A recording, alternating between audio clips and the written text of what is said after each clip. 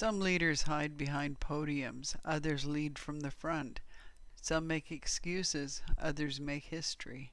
And one man, well, he told the world, I need ammunition, not a ride. Let's talk about why the world needs more men like Zelenskyy.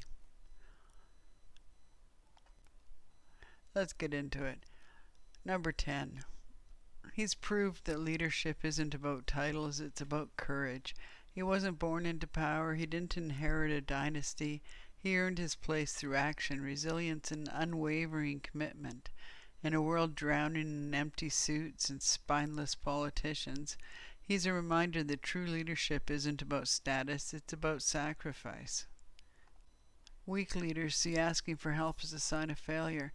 Zelenskyy sees it as a strategy. He knew Ukraine couldn't win this war alone, so he rallied allies, secured aid, and kept the world engaged. That's not weakness, that's knowing how to win. In a war fought as much online as on the battlefield, Zelensky's mastered the art of messaging. He turned social media into a war zone of truth, countering propaganda and rallying the world to Ukraine's side. He doesn't just speak to people, he speaks for them. No palaces, no motorcades, no golden thrones. While other leaders drape themselves in luxury, Zelenskyy keeps it simple. Military fatigues, a determined gaze, and a relentless drive to win. This isn't a man ruling from above, he's leading from the ground up. His speeches aren't empty rhetoric, they're battle cries. Whether addressing his nation or the entire world, Zelenskyy ignites something rare. A true collective will to fight for what's right.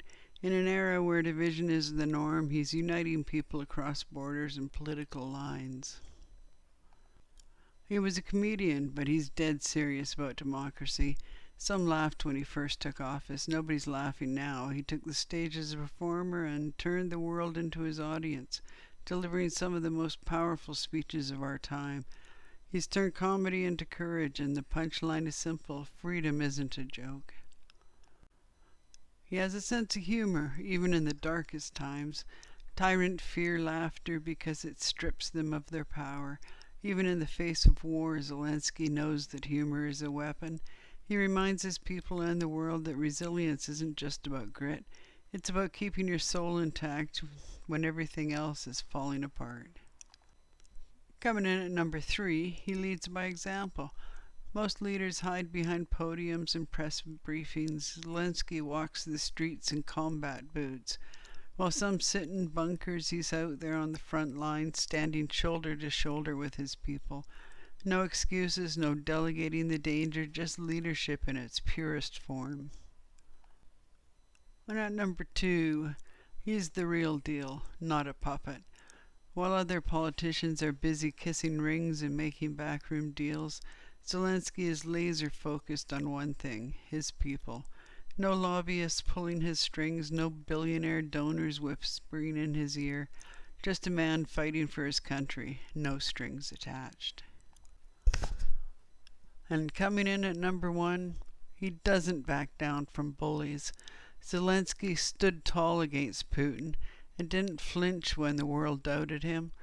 While other leaders hemmed and hawed, he looked tyranny in the eye and said, I need ammunition, not a ride. Can you name another leader with the guts to say that and mean it? And a final thought. Where can we order more of him? The world's in short supply of leaders who walk the walk. We don't need more career politicians who play it safe and talk in circles. We need fighters. We need men and women willing to put everything on the line for what's right. So the next time we're looking for real leadership, let's set the bar higher, because Zelenskyy already has. Well, folks, I'll be waiting for the sequel, Zelenskyy, the untold story. If only we had more men like him on this side of the border. Elbows up and stay tranquil.